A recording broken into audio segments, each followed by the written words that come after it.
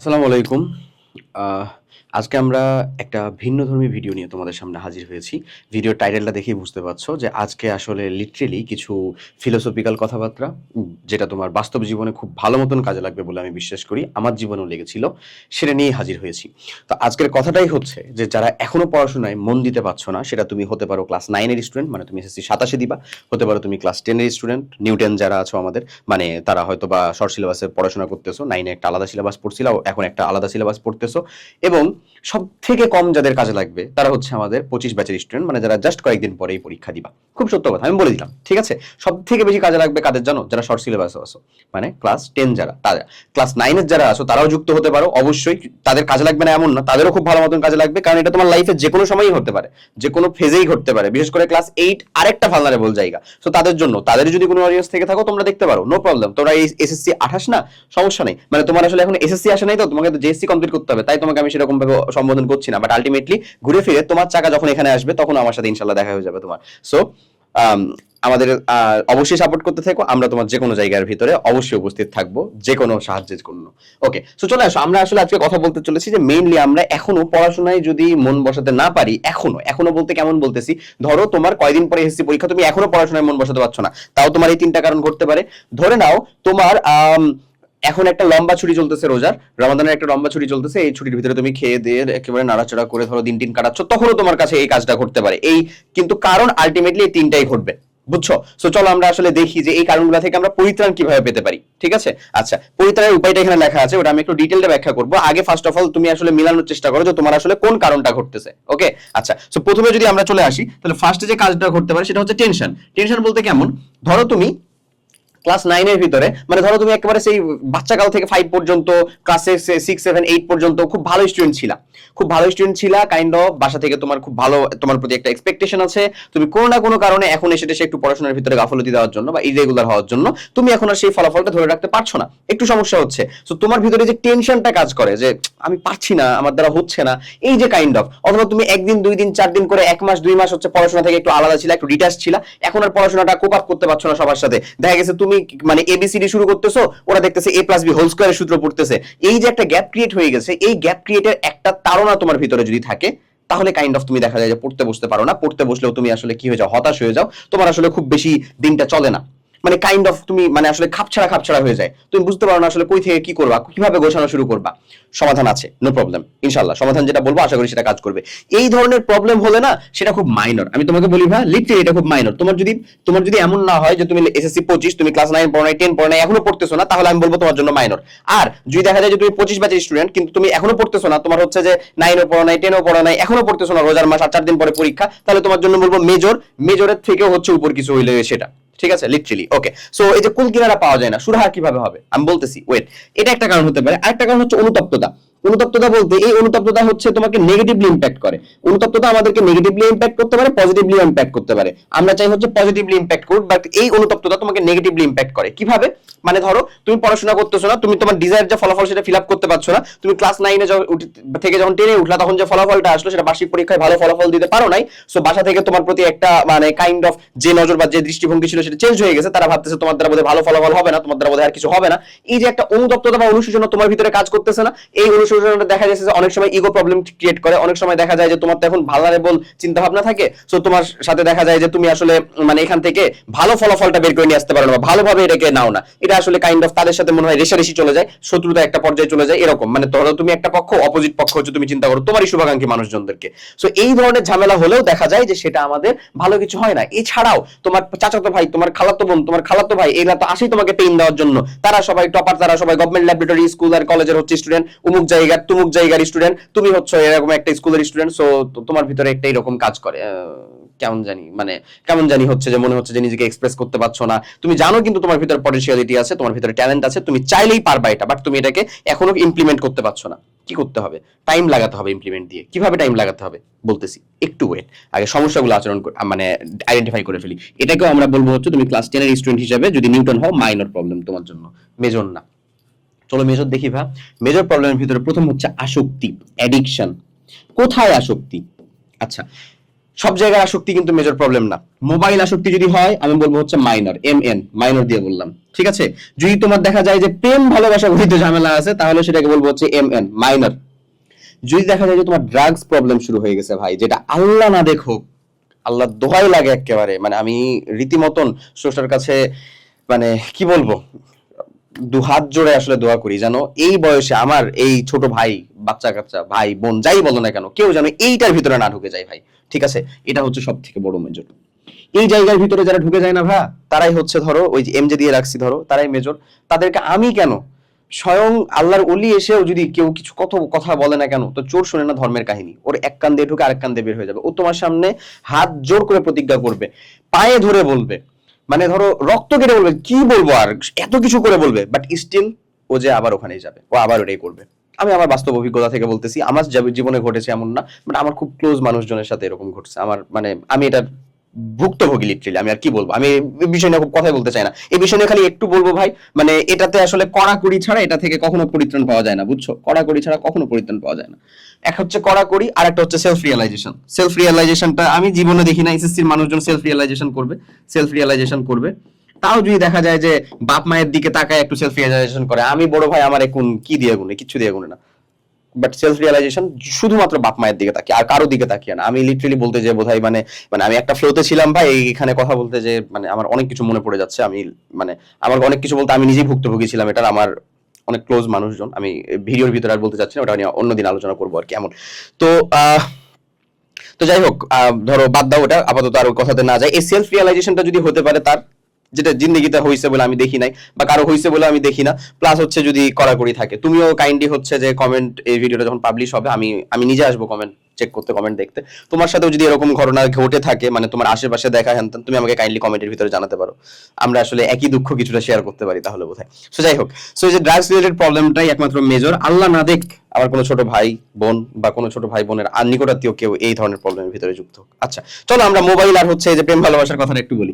Mobile addiction যেটা হয় সেটা তো মানুষজন অনেক সময় হতে পারে যে হচ্ছে সেই স্ক্রল বা রিলস অ্যাডিকশন, বা হচ্ছে টিকটক অ্যাডিকশন হ্যানতেন, যেটা এখন আলহামদুলিল্লাহ কমে যাওয়ার পক্ষে হয়েছে। এখন বাবা মা থেকেও আসলে 9-10 একটা শাসন থাকে আসলে, সো এটা খুব বেশি প্যারাদায়ক হয় না, এটা সমস্যা হবে না খুব বেশি। এছাড়াও হতে পারে হচ্ছে কোনো গেম, ফ্রি ফায়ার, পাবজি, হ্যানতেন মোবাইল গেমস টেমস, এটা থেকেও ইনশাল্লাহ বাবা মা শাসনের মাধ্যমে আসলে খুব সহজে সরিয়ে আসা সম্ভব, ঠিক আছে। ওকে, আচ্ছা এরপরে যদি করা হচ্ছে প্রেম ভালোবাসা রিলেটেড, তাহলে আমি বলবো হচ্ছে যে ভাই তুই এখনো আপ টু দা মার্ক না, তোর আসলে বয়স নাই এখনো এগুলো এসব করার, ঠিক আছে। অনেক সময় আছে জীবনে, কলেজ পার করে আর কি ভার্সিটি লাইফ আসবা, পুরোই হচ্ছে উন্মুক্ত। যখন মানে বিলিভ মি, একটা একটা খুব মানে সিক্রেট শেয়ার করবো ভাইয়া, খুব কেমন সিক্রেট বলবো, যে ট্যাবো টাইপের নিষিদ্ধ টাইপের সিক্রেট একটা শেয়ার করবো। সেটা হচ্ছে যখন তুমি আসলে 9, 10, 11, 12 আসো, কেবল পিউবার্টিটা পার করছো, অ্যাডোলেসেন্সটা তোমার পার হইছে, তোমার আসলে বসন্তীকালটা ধরো পার হইছে, তখন তুমি মানে যেই হও, ভাইয়া হও, মানে আমার ভাইয়া, আমি লিঙ্গভেদ আলাদা করতেছি না এরকম। সো তোমার কাছে মনে হয় না যে এই জিনিসটা খুব জরুরি একটা জিনিস, খুব দরকারি একটা জিনিস, একটা প্রেম ভালোবাসা, একটা ভালোবাসার মানুষ থাকুক, এই থাকুক ওই থাকুক, একটা বাবু থাকুক, হ্যান ত্যান, এরকম একটা চিন্তা ভাবনা থেকে থাকে, তখনই থেকে থাকে যখন তোমার বাবা মা শাসন থাকে। তখন তোমার বাবা মা কিন্তু তোমাকে হচ্ছে দেখে দেখে রাখে, যে না কে কি করছে, আমার ছেলে অমুকের মেয়ে হ্যান ত্যান, এগুলা সেগুলা সবকিছু কিন্তু দেখে দেখে রাখে লিটারেলি। কলেজ লাইফটাতেও দেখে দেখে রাখে, কিছুটা হচ্ছে কমে, বাট দেখে দেখে রাখে। ভার্সিটি লাইফে আসবি না, ভার্সিটি লাইফে তো আসবি, তোরাই তো আসবি ভার্সিটি লাইফে।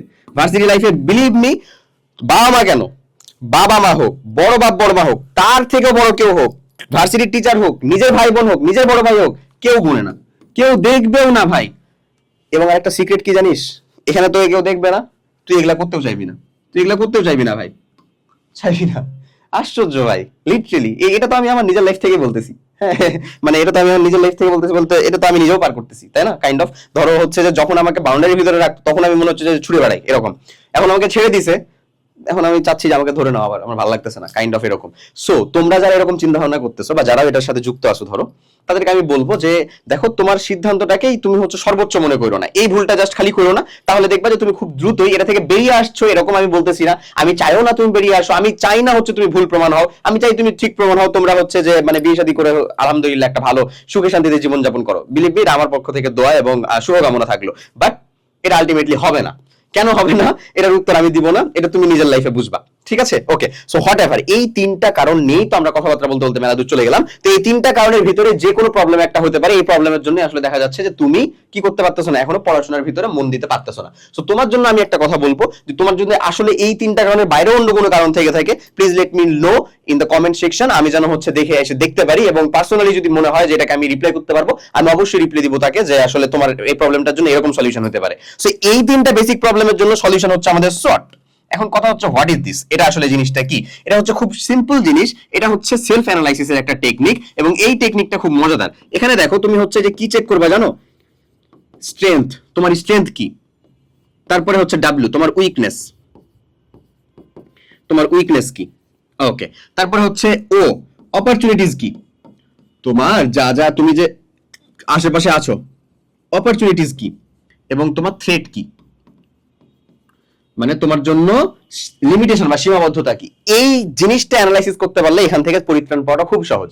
এবং আমি অন্তত পার্সোনালি বিলিভ করি এখানে যারা তোমরা এই প্রবলেমগুলো ফেস করতেছো তাদের ভিতর থেকে 99% মানুষ চায় যে ভাই আমি এখান থেকে উঠে আসতে চাই, ভাই প্লিজ সেভ মি, লিটারালি চায়, এটা মানসিক ভাবে হইলেও চায়। ঠিক আছে, সো আমি তোমাদেরকে বলবো যে তুমি কাইন্ড অফ নিজের কাইন্ডলি মানে প্লিজ এটা অ্যানালাইসিস করো। এটা আরো অনেক বড় পর্যায়ের মানুষজন আসলে আর একটু বড় বয়স হলে বলে, বাট আমি চাই যে তুমি এখান থেকে করো। ইভেন আমি যদি নিজে আসলে ক্লাস 10-এ থাকতে এরকম একজন মানুষের কাছ থেকে এরকম কিছু শুনতাম বা বুঝতাম যে এই জিনিসগুলো করা যায় নিজের ক্ষেত্রে, তাহলে বোধহয় আমার ইমপ্রুভমেন্ট আরো বেশি হয়তোবা। ঠিক আছে, সো এই জিনিসগুলো কি? এই জিনিস হচ্ছে সাপোজ তুমি ধরে নাও স্ট্রেংথ, স্ট্রেংথ মানে আমি বলতে চাচ্ছি, স্ট্রেংথ মানে আমি বলতে চাচ্ছি তোমার এক্স্যাক্টলি কি কি সুযোগ সুবিধা আছে, তোমার প্লাস পয়েন্ট কোনগুলা।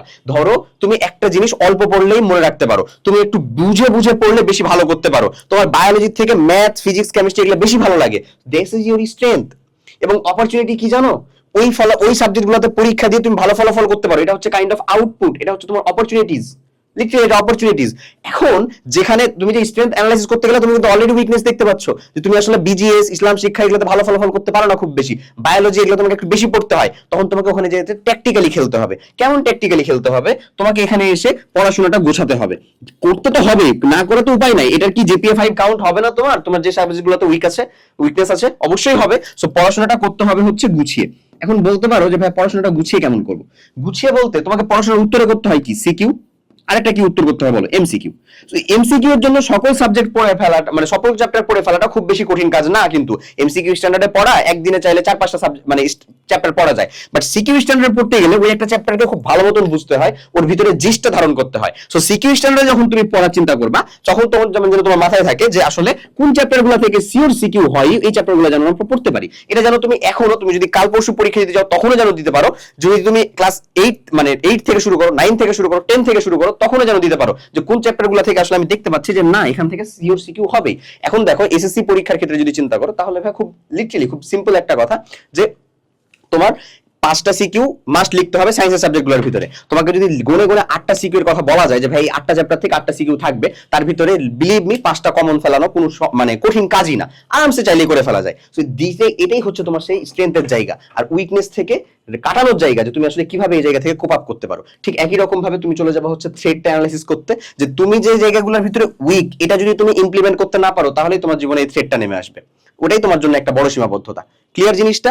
সো তোমার জন্য এই অ্যানালাইসিস করাটা খুবই জরুরি। এখন তোমার জন্য বেস্ট সলিউশন কি? ফার্স্ট অফ অল যদি তুমি চিন্তা করো যে তুমি লাস্ট একেবারে জাস্ট কয়েকদিন পরে তোমার পরীক্ষা, তাহলে তোমার জন্য বেসিক 3টা কাজ, এটা সবাই করে তোমাকেও করতে হবে। তোমার গ্যাপ থাকলে সেটা ক্লিয়ার করতে হবে, রিভিশনটা কমপ্লিট করতে হবে ঠিক মতন, জয়টা দিনই সময় থাকুক। বিলিভ মি, নতুন ভাবে কিছু পড়ার থেকে তুমি অলরেডি যদি 80%, 85%, 90% পড়ে থাকো, তাহলে ওই জিনিসগুলোকে পুনরায় রিভাইজ করে ওটাকে ভালো মতন আয়ত্ত করাটা হচ্ছে বেশি কাজের। বুঝছো কথা? আমি আবার বলতেছি, নতুন জিনিস ইনপুট নেওয়ার থেকে পড়া জিনিসকে এগেইন তোমার ভিতরে ঝালায় নেওয়া, ওটার উপরে ভালো দখল নিয়ে আসাটা হচ্ছে বেশি গুরুত্বপূর্ণ।